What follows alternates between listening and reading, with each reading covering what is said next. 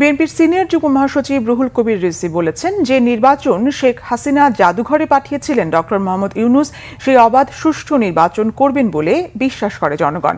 সকালে নাটোরে জিয়া পরিষদের আয়োজনে জেলা পরিষদ অডিটোরিয়ামে এক সেমিনারে প্রধান অতিথির বক্তব্যে তিনি একথা বলেন।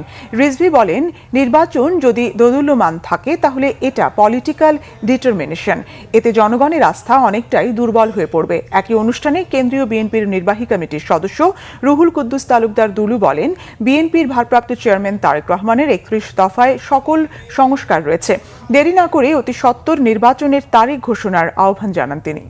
দেশের জনগণ শেখ হাসিনার পতন দেখতে চেয়েছে এবং ভালো একটি সরকার দেখতে চেয়েছে।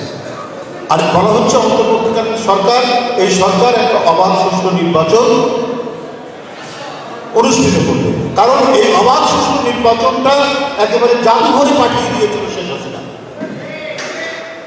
সুতরাং এই জাদুঘর থেকে আবার জীবন্ত অবাধ সুষ্ঠু নির্বাচনটা করতে হবে, সেই বিশ্বাস তো ডক্টর ইউনূস সাহেবের কাছে জনগণ দিয়েছে।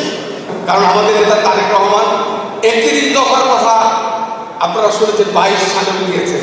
বিচার ব্যবস্থা, সংবিধান, গণতন্ত্র যা কিছু আছে, পার্লামেন্ট, সব কিছু এই তারেক রহমান সাহেবের ৩১ দফার কথা উনি দিয়ে দিয়েছেন।